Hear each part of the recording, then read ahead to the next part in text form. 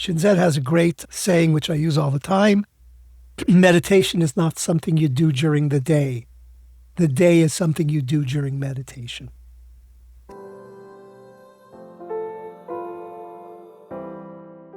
And welcome to HolisticCircle podcast, Spiritual Conversation. My name is Philipp Kobald. We are reaching out to people who are passionate about spreading light, love, and joy. I'm happy to have here with me Mitch Takefman. Hi, Philip. Nice to be here.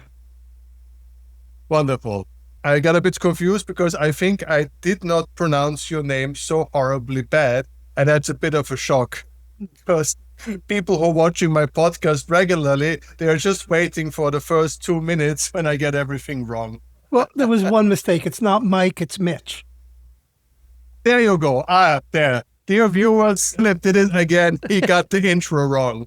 Everything is good. Yeah. Well, let me just quick say hello to our guests who are with us, our growing number of viewers. Thank you so much for being with us, and thank you so much for the comments. And you know, this is about spirituality from every which way, and I'm trying to bring guests from every corner of the world and every way possible at anything to do with spirituality. And our guest today most definitely has a lot to do with spirituality to help you on your path, on your individual journey, to be more informed, to make better decisions for yourself. And that's what this podcast is all about. And with this, no further ado, I would please be so kind to make a quick introduction, who you are and so forth, and I will get the ball rolling. Okay, so great to be here, Philip. I'm looking forward to a nice, interesting chat for the next little while. My name is Mitch Takefman. I'm from Montreal, Canada, and I have been on a spiritual path for many, many years. I started when I was 17 years old, which was approximately 150 years ago. And I started with transcendental meditation at 17 in the 70s. It was kind of a cool thing to do. The Beatles were doing it, the Rolling Stones were doing it, et cetera, et cetera. And as a 17-year-old, that was a big part of my decision-making process. But it was a good introduction. It helped me see what meditation is about. I later grew a little disillusioned with that practice, particularly with the way they were heading and some of the excesses of the Maharishi Mahesh Yogi. But all it did was encourage me to search further and deeper into contemplative practices and spirituality. Well, you know, it's going to be right down my alley. I teach meditation for more than 30 years now. I'm not 150 years, but I'm 145 years old. Yeah. So you have seniority with me. But nevertheless, and I started meditation also definitely around 17. Basically, I opened my first meditation center with 18 and a half. Wow. So that's basically, we are both been around the block. And I think it will be a wonderful opportunity that I don't have rarely, to have someone who has a lot of experience and to talk about meditation in ways that maybe not every conversation on the internet is going all about. And I will be asking you some provocative questions, and I hope I'll get some provocative answers. So that's just one part that is still where we're talking about your personal journey, your path through meditation and all the spiritual practices. But that's not the whole story. You just left out the things that you're doing right now, and that maybe is very interesting to a lot of our viewers, because we don't only have a lot of seekers on our channel, but we quite do have a lot of practitioners and therapists and people who, doing spiritual work as a profession, and they might be very much interested of. Can you quick explain the second part of this? Sure. So I kind of did a journey through all the different Eastern religions and philosophies. Shortly thereafter, around 18, I discovered, which became one of the guiding principles in my life, as I discovered the Tao Te Ching, and that made a huge change in my life. I must have read that book 25 times. I wrote it out, I don't know how many times.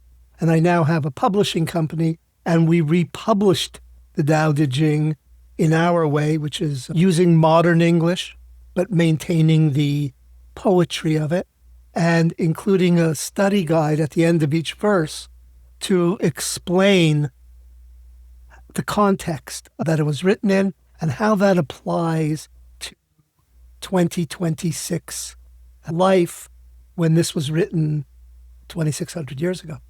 So that's how we redefined it, because the amazing thing is that really gets to me is how these ancient texts, these tomes of wisdom are so valid today as they were thousands of years ago. We just have to read them, whether it's the Tao Te Ching or the Bhagavad Gita or the Dhammapada or any of them. They all have relevance today. And we have a division in our publishing company that we call the Masters series, where we just reintroduce these great books. But anyways, I digress.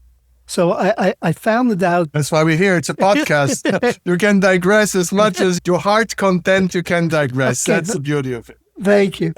Anyway, so from the Tao Te Ching, I realized that there's a lot of things out there to still discover in this area. And I went through all of them, from Taoism to Hinduism to all of them, seeing what resonates. And they all kind of resonated somewhat to me, and they all helped me along my path, which was totally amazing. I learned so much.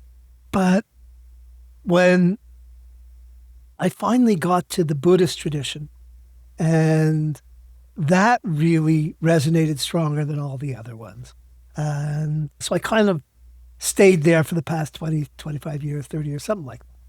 And that's kind of where I stayed. And at the time, I met a teacher who knew about Jhana meditation.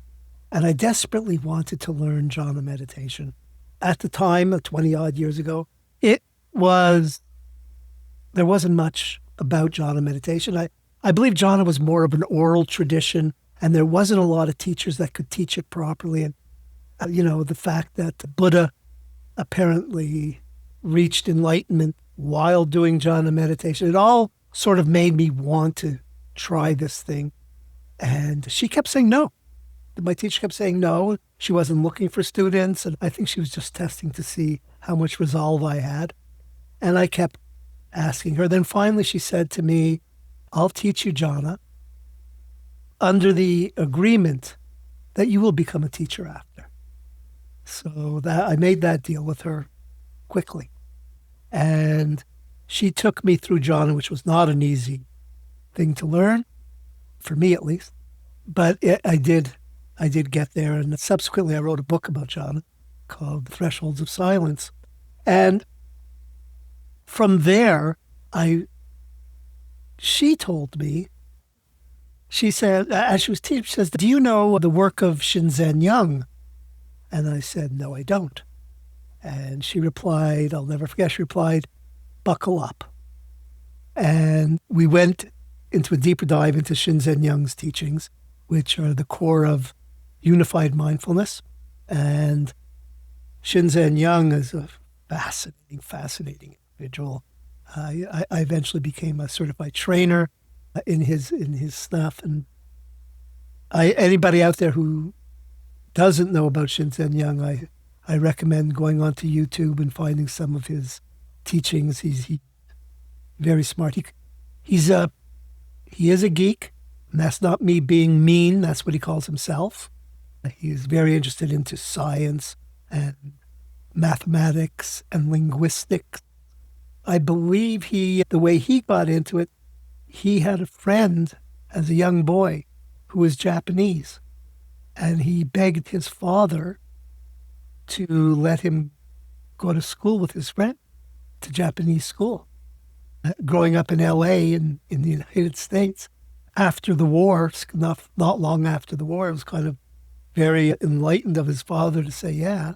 And he learned Japanese and became, at one point, the translator, I believe, again, this is from memory, for Shunryu Suzuki when he brought Zen to the west coast of the United States. And Shinzen went on to become ordained as a Buddhist monk Not sure of the lineage. In my head, I think it might be Soto. And so he's the teacher. So once I learned what Shinzen had to teach, and once I'd gone through the thing, that's when the pieces started to fall together. And I realized how interconnected everything is, and with the same message. And then I started to do my teaching, and I developed a contemplative system called TME, which is the Tailored Mindfulness Experience. How it was different is that I focused on living a mindful, meditative life.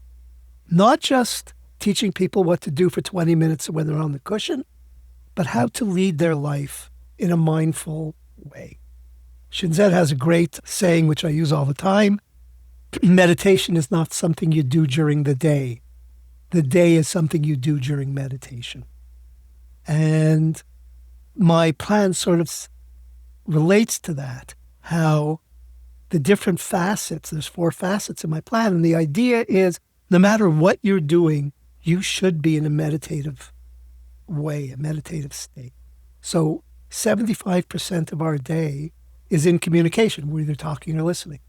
And we should be meditating then too, a background meditation. We should be having a communicative So my system, which is called communicative mindfulness, it allows me to be authentically in a conversation. Since 75% of your day is in communication, if you're not mindful in your communication, well, that's 3/4 of the day that you're missing out on.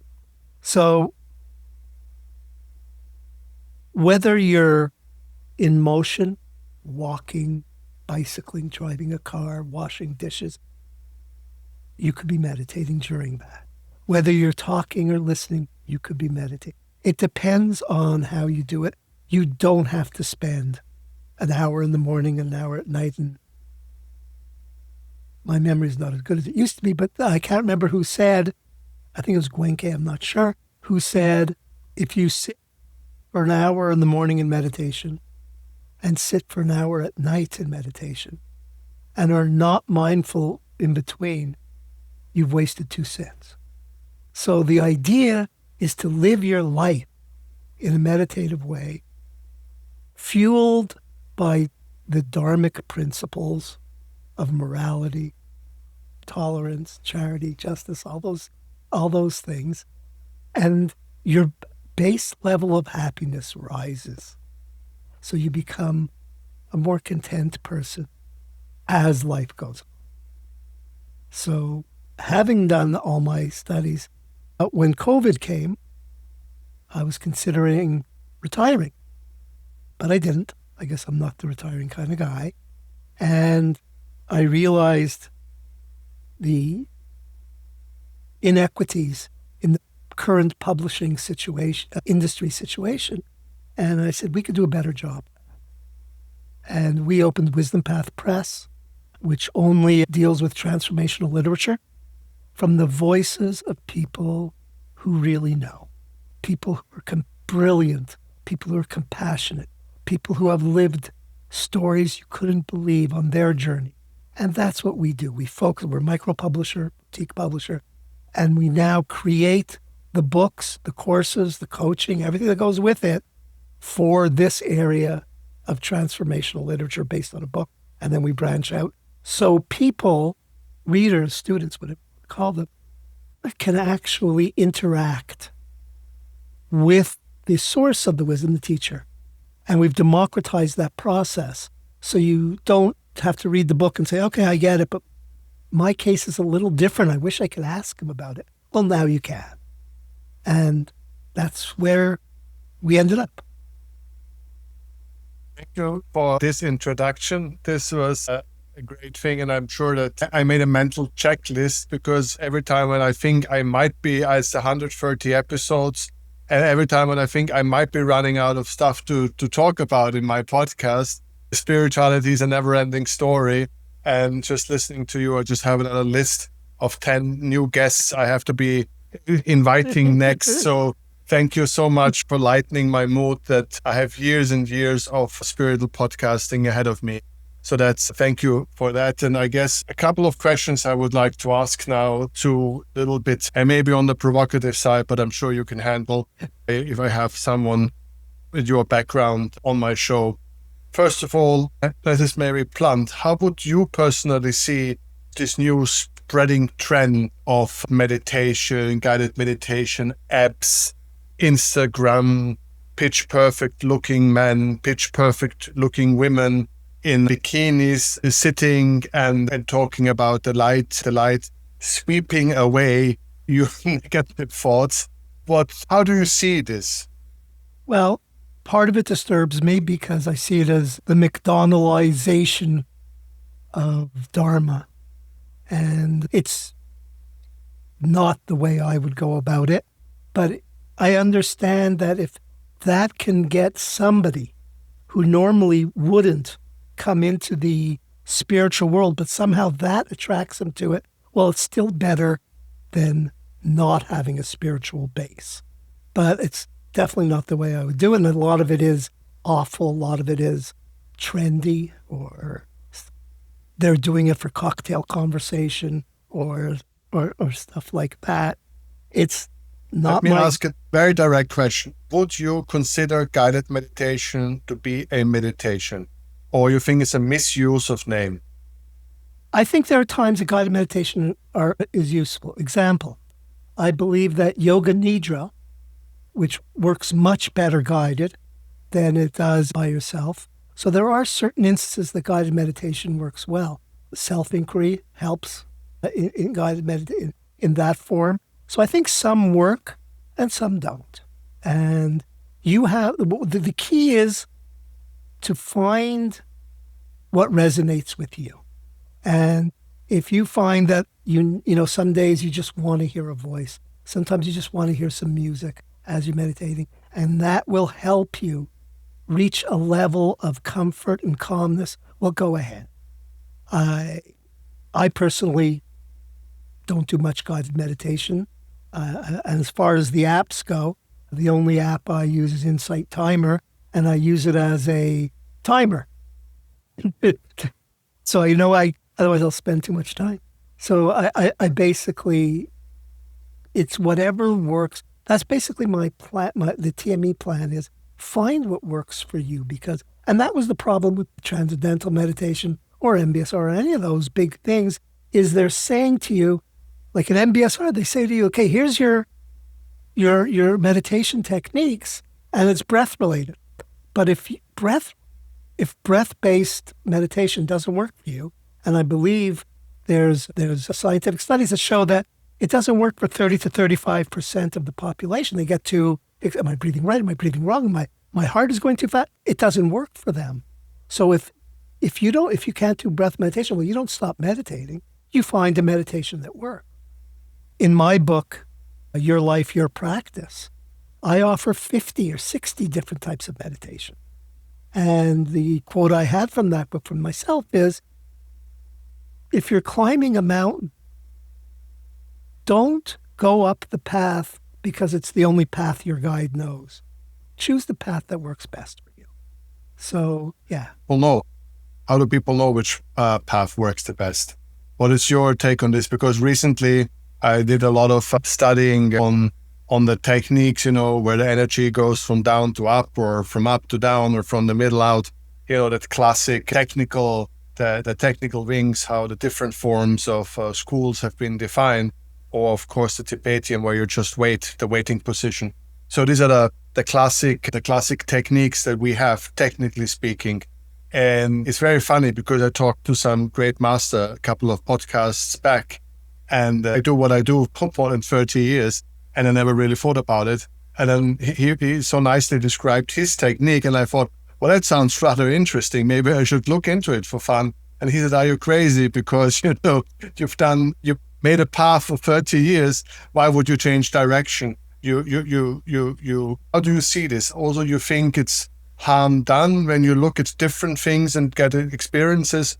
Or you think once you've made a decision, you should commit? Or how do you stand with this concept? Well, excuse me, I have the different view. I think of it as you have this beautiful buffet in front of you.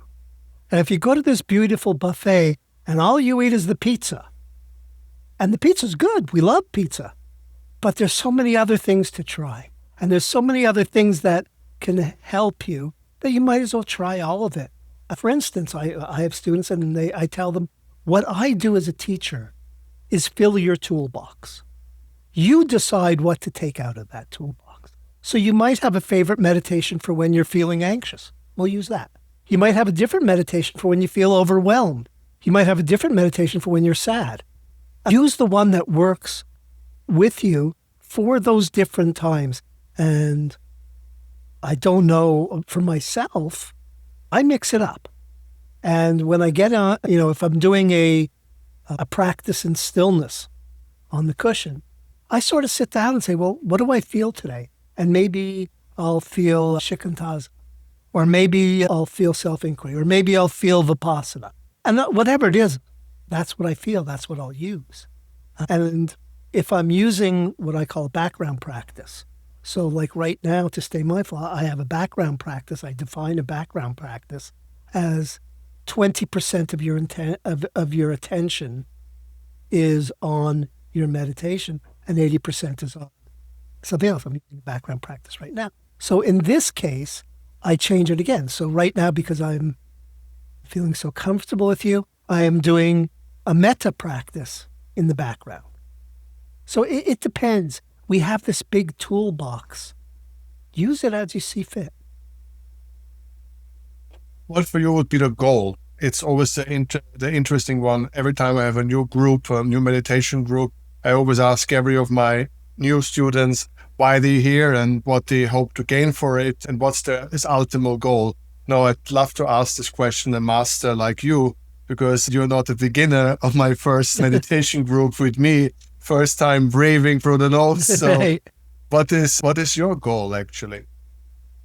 I don't want to sound pretentious, but my goal is to dissolve duality. My goal is to feel and it happens, especially in Jhana, where you can dissolve that me, them differentiation and become one. That's kind of my definition of what enlightenment is. When we can dissolve all the things that separate us and realize, as Thich Nhat Hanh says, that the interbeing of us all. And I find that occurs when you are meditating. And my goal is to strike down those divisions and barriers between myself and you and the trees and whatever, and become part of the universe, because we are the universe. We're not in the universe, we are the universe. And that's my goal. I mean, it's a spiritual, not everybody. And then I meet people who say, oh, geez, all I want to do is get a good night's sleep. It doesn't matter. We all have different goals. And so that's my personal goal is to dissolve that duality as much as possible. You already mentioned it. Let's have pro question. So maybe not many people will follow us here, but just hang in there for 3 minutes. Because my observation is when you go into those deep meditations and you come in states, as you described, that it just shifts reality in some very,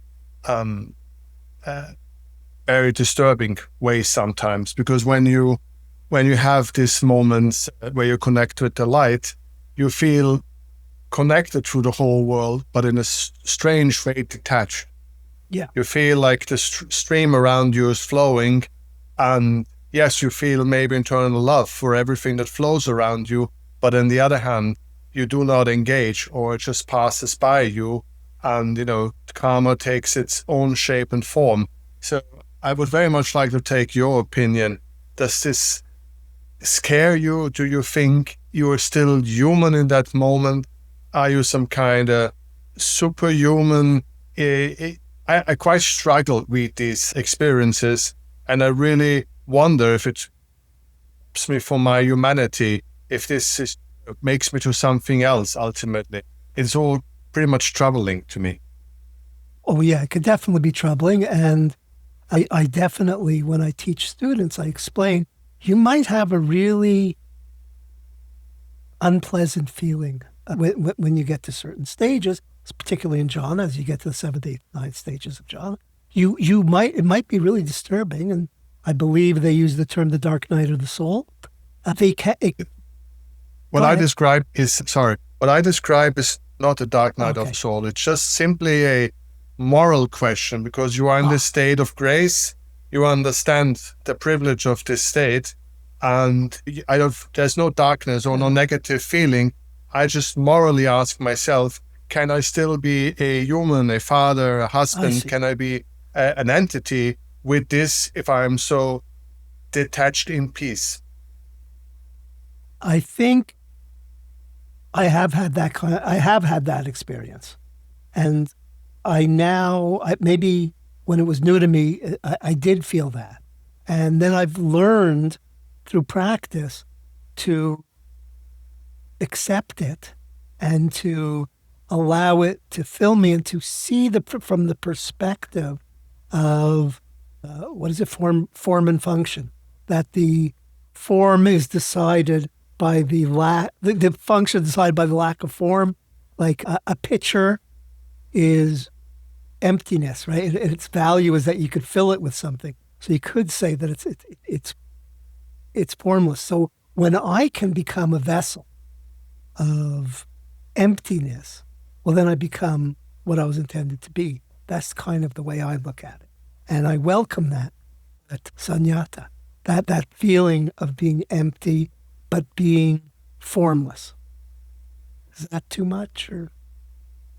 I understand what you're talking about. Because what I'm trying to bring to the table is to tell people who are listening to this and saying, oh, what the heck is going on here? Because I spent 30 years meditating, you spent more than 30 years meditating. And I want to try to crystallize, to give people a reason why. Because that is something that I think we should bring to the table of this conversation. Give people an understanding what is there at the end of 20, 25, 30 years, what you achieve. And I know what I have found. So this is why I'm trying to a little bit bring this conversation which way around to see what you have found or what you expect or what keeps you going on in this quite intensive practice. Yeah, and on a more practical note, I've become less reactive, more content.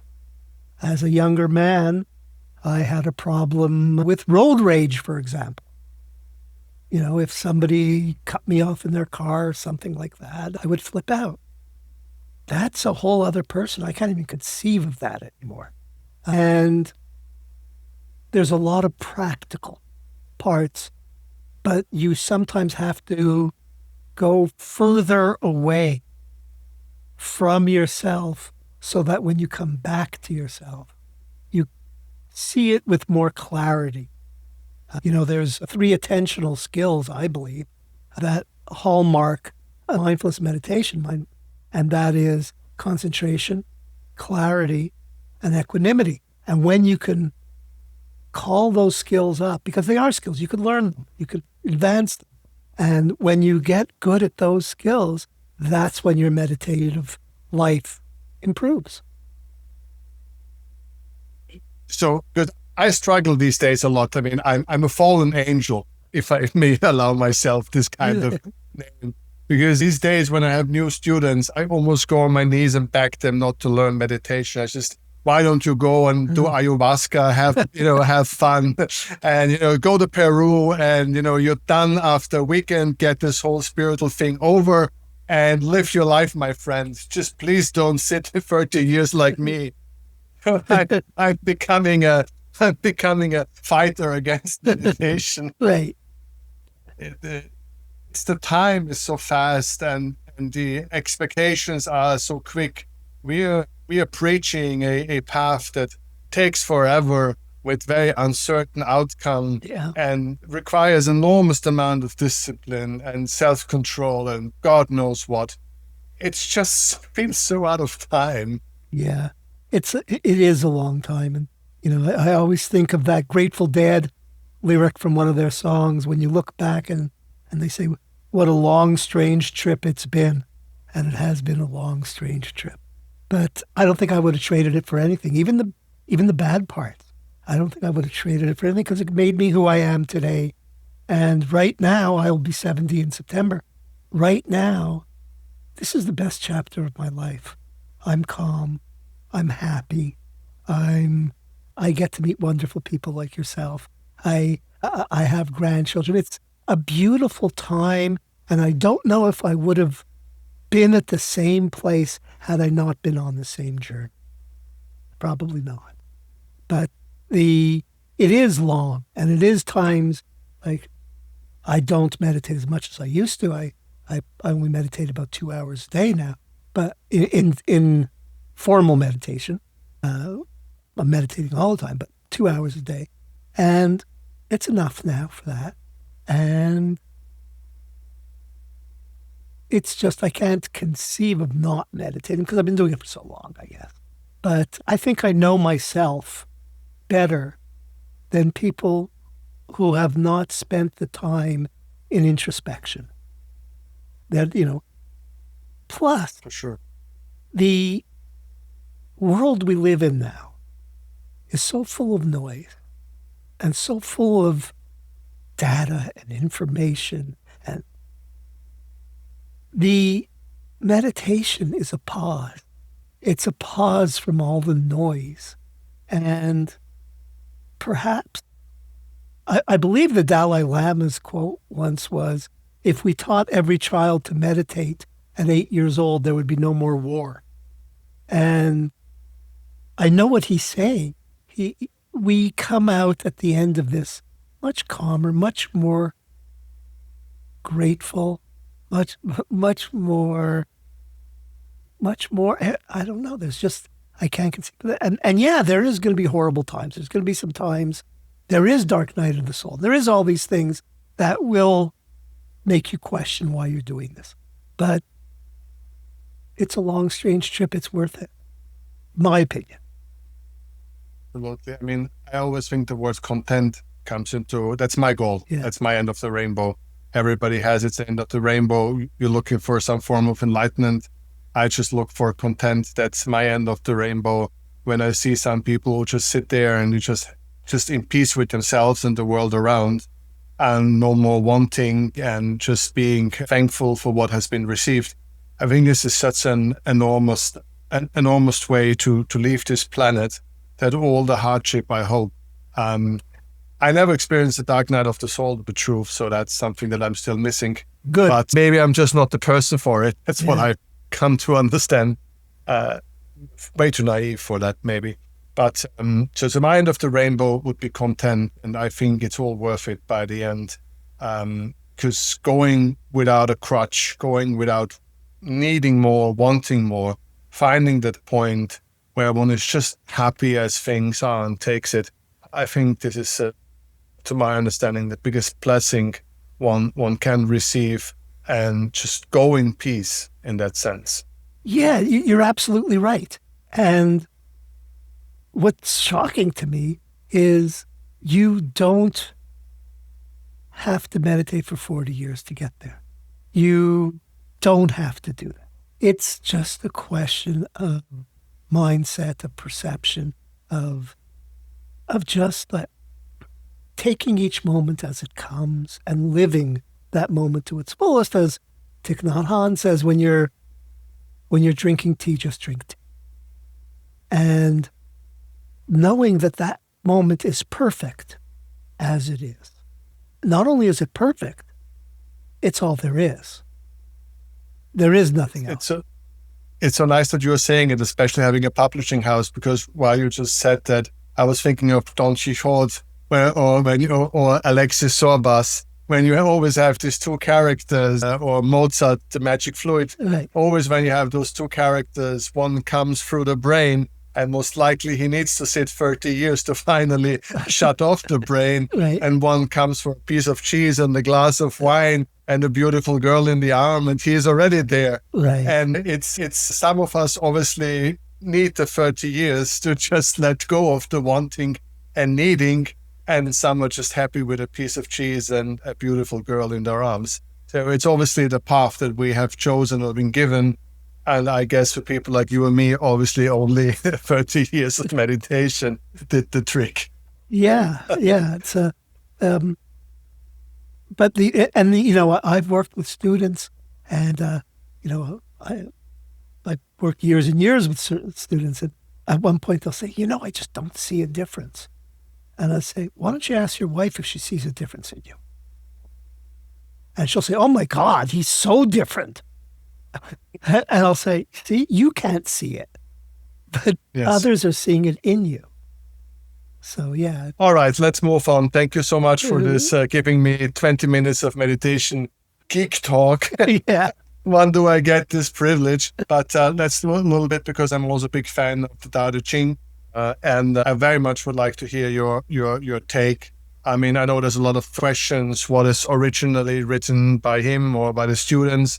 There's a lot of discussion. And I see myself as a younger me marking my Tao Te Ching, what I think is original and what I think the students wrote. And I think I found 8, which I think are original, and everything else is after.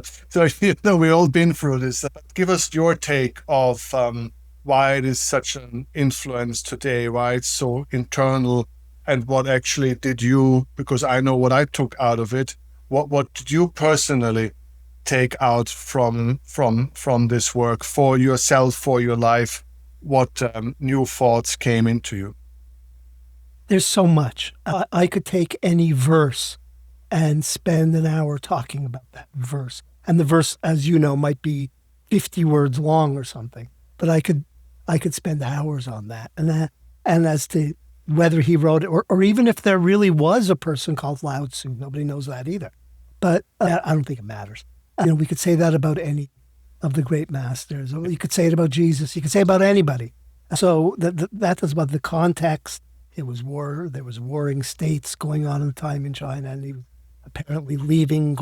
He was the story that they propagate is that he was the keeper of the library for a rich warlord, and he decided to just leave that province. And as he got to the border, they realized who he was, and they said, "Oh, give us some teachings before you leave." And that's apparently the story that goes with it. But and there are different parts. There's, as you know, some of the book is about you, and then some of the book is about governing, about how to be a leader. And it's interesting how those two things are in the same book. And, we could take it to say the leadership part, yeah, that'll help you in your professional life or in any other life. But if you think of yourself as leading the rest of you, of your mind leading the rest of your body, then it does have implications to your own self as well. But I think the most important thing that I took out of the Tao Te Ching is the concept of Wei, the action of non-action. Martial arts is built on that, right? And how we can create action by not reacting. And that's been a big part of my spiritual path, is the pause. I call it the response space. What we change, when we have a stimuli, and it was a big part of it, of all sorts of scientific and psychological studies, when we have a stimuli, we then transfer it into a reaction a lot of times because of conditioning. And how it's better to take a pause, it's been proven in a million different ways, to take that pause to turn the reaction into a response rather than a reaction. Now, there are times you need a reaction. You're walking with your child and they're about to step into traffic, you better react. But in terms of normal everyday relationships and the way you're working with people, it's never better to react. So we learn through that book the action of non-action, of taking that pause. Meditation is a pause. Death is a pause. All these things are pauses. And that's what I got a lot out of the book, is that the action of non-action. There's a lot of other stuff, but that was the first one that came to my mind. Well, but as you said, you reinterpreted the book for what people today, what they can get out of it, what they can do with it. And I'm very much interested in this because I think 8, 9, 10 years back, it became super popular overnight. I was so grumpy because I read that book 150 years ago Yeah, or right. 149 years ago. Right. And all of a sudden, every manager and every seminar was about lots of business strategies. And I was like, what is happening to this Right. world? So I very much like to see where you today and now see its value. Is it what you just said? Being able to pause, being able to reflect, not to step into the river. Where now do you see its greatest value? It's all those things you just mentioned, but as well, humility. The big part of that book is humility, about leading from behind, about allowing others, that great leaders allow others to make decisions and they value them. And all those things, this humility, gratitude, all these things are so important. And we have a society that worships billionaires now, and as if they're some sort of gods. And that's one of the things that really bother me these days, because I heard somebody, we throw around the word genius so easily now. Like I heard somebody say, well, Elon Musk or Jeff Bezos, they're geniuses. No, they were good businessmen. They weren't Mozart. But we call these people geniuses. And they might be very bright. I'm not saying they're not. But to me, a genius is a different level. They're not Albert Einstein. They're not Mozart. They're not, they're good businessmen who became wealthy. But we worship them. We worship at the feet of people who have reached a certain possession level because they could have big yachts and planes and stuff like that. And I find that worrisome, that when young people are looking for an autograph from a billionaire because they're a billionaire. And I find that a little worrisome. A little. Yeah. This conversation would take a different direction. These days, over and over, I don't know why we deserve this as mankind, to have another people building new golems, why we have to go through the dance of the golden calf all over again. I mean, it's been written, we've done it, we realized it's a bad idea. And to just share my thoughts, I believe that these people that you mentioned, these crazy billionaires, that something went wrong and they are just horribly afraid of dying. That's my personal conclusion, that they don't want to be one of us. They don't want to be mortal like we are. They don't want to be human. And with all their wealth and all the success, something got in their mind that there's some demigods and they're now desperate to prolong life. And that's why they're building those golems to help them. That's my conclusion to the current situation. And obviously people are always dancing around these kind of people, which I believe are consumed by darkness. Because if you don't want to be part of nature, if you don't want to be part of the forest and part of a community, part of a village, if you think you're anything but, it's going to go horribly wrong, if you ask me. Now, I'm not saying that all billionaires are bad people. You have people like Warren Buffett, who said he's giving away 99% of his wealth to charity. These specific billionaires I'm talking about. Yeah. Okay. Yeah. So it's not by nature that they're all bad. It's bad. And I do agree with you about them being scared of death, because there are a certain group of them now who are doing all these crazy ways of, they monitor everything. Every 5 minutes, they have a team of doctors and analysts because they want to learn, they want to have a certain biological age that is far below their chronological age. And that's so important. They're trying to cheat death, as you said, when you can't cheat death, because death is part of life, just the way you can't cheat winter or spring or anything. They naturally go into each other. And that's what Tao Te Ching is about too. As you mentioned, it's about nature, and it's about living within nature rather than fighting nature. That's another point in the Tao. So yeah, I totally agree with you on that. And it's a sad state in this world when people are, as you said, danced around or admired because of their possessions. That reminds me to a little story. I'm so sorry wasting your time, but I spent quite some time in Sri Lanka because I studied traditional medicine. And I went for the local famous temple, and because, foreigner and whatever. So the monk wanted to impress me for whatever reason. So he and a couple of locals, he showed me in some secret room where he had just, a golden Buddha. And obviously I was not impressed. What would I care for golden Buddha? Right. And then he showed me some other more and more bigger treasures, and all those local people were so impressed by the rubies and whatnot. And, and I asked him, why this Buddha has a blue crystal up here and why this other Buddha had a red crystal up here, which of course you understand the meaning. And of course, it's just everywhere. That was my funny impression, that these patterns, you find them in a Buddhist monastery, which for me was so hilariously funny. It's also money, it's also gold. There's good and there's bad everywhere. But when we stop wanting to be humans or fighting to be the best possible human we can be, that's a pretty dangerous path. If, again, this is done by people who have enormous wealth and enormous power, and they can do huge damage along the way with their insecurities.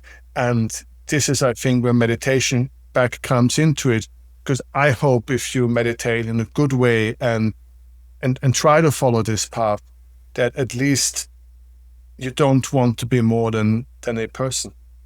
Yeah, and I think that you realize through meditation and through spirituality particularly, that happiness doesn't come from possessions, that happiness is internal. And those possessions, as you know, don't bring us happiness. They're an attachment. And they that's not the way we become happy. And they realize it too. And then they realize, wow, I thought I really needed this yacht. But now my yacht's like kind of crappy. I need a bigger yacht. They're never going to be happy through the possessions, no matter what they are, because that's not where happiness springs from. So they get more disillusioned, and they start seeing more psychiatrists, and they start, because for some reason, I thought I was supposed to be happy at this point. Well, no, that's not. You have the wrong definition. That's the problem. That these things will not bring you happiness. That I teach my students. I teach what I call practical Dharma, and I teach them when you're thinking. You said when you have an if only. So in other words, my life would be so good if only I get that promotion. If only I could get a new car. If only I could find the right wife. No, it doesn't work. So I guarantee you, if you think it'll be, I guarantee you it won't be long before, you'll be happy for a little bit. I mean, yeah. Very short. Yeah. So tell us, you mentioned a couple of times your students and the programs. Give us an idea where you work. Do you have live groups, online groups, or everything? How people to reach you a little bit, help us now that people definitely are interested to learning more from you and maybe working with you, how they can reach you. Well, thanks, Phil. I could be reached through wisdompathpress.com. And the interesting thing about Wisdom Path Press is by next month, we will have all our courses up where you can take courses. And the courses are everything from communicative mindfulness to meditation to what I call a very important teaching, what I have called the three shadows. I call the three shadows these are the three things that obscure clarity the most. And to those three shadows, which I've noticed in a lot of my students, we all have them. The three shadows are expectations, opinions, and judgments. So when we learn how to control that, then we start to see the world as it is, not as we think it should. So all these things are going to be available on Wisdom Path Press. I will have AMAs up every week. I've gotten past, I don't teach individuals much anymore, although somebody interesting would always get me to teach. But I don't do that anymore. I want to spend more of my time helping others get their word out through books, through courses. I've met, and it's actually selfish because I get to meet such wonderful people. You mentioned ayahuasca before, how we should give up meditation and go for ayahuasca. We just took on a writer, his name's Carlos Tanner, who went on an ayahuasca journey and stayed in the jungles of Peru for 4 years in a hut with an ayahuasca healer, then came back to the US and created a ayahuasca treatment center in Costa Rica where he deals with veterans with PTSD or substance abuse, and he has an 82% success rate.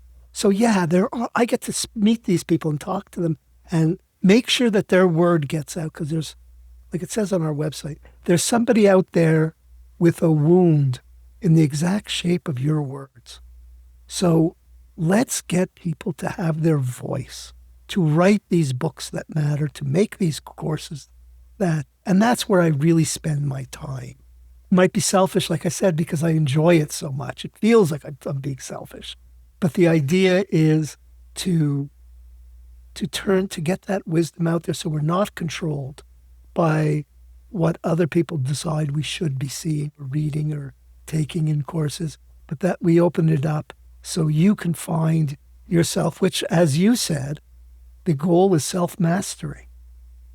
And hopefully that's what they'll find and do through some of the things that we're doing at Wisdom Path Press. First of all, to our viewers, thank you so much if you are still with us. You're very brave viewers. So this is, when we meditation geeks start going into it, it can go all kind of ways. But I hope that there was one or two ideas for you. As I think you said it, that meditation is one of many tools, and there are so many techniques. There are so many which ways. Ultimately, if you work on yourself, if you keep on it and try to find this moment of honesty, that hopefully it all will bring clarity, peace, and harmony. And ask your wife if you're doing well. I love this part because I think this is one of the best advices you should give anyone who is on a spiritual journey. I don't care what you have to say. Just bring me your wife. Let me ask her what she has to say, and then I tell you where you are. I love this because this is exactly the alliance that I personally think about this whole damn thing. Right. And I've got a lot of bad comments when I said things like this, but you obviously wiser and older as me, so you can say it with a smile. I usually get very bad comments when I say things like this. So I'm so happy that you said it this time around. Mitch, and this time I got it right. Thank you so much for being here. And it's one thing to run a little podcast, there's something else to make a publishing house. So you have my internal respect for this.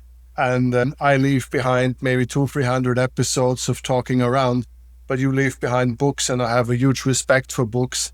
And so this is a very light work that you were doing, and I think we all should be I'm thankful that you find that motivation and energy, because I know it's not easy dealing with all the different it's not just always smooth, right? So thank you for hanging in there and bringing these books to the world. Thank you so very much. Thank you, Philipp, for being an amazing host, a great conversation partner, and I really enjoyed my time with you, and I hope we'll be getting together again in the future, because I love having Dharma buddies.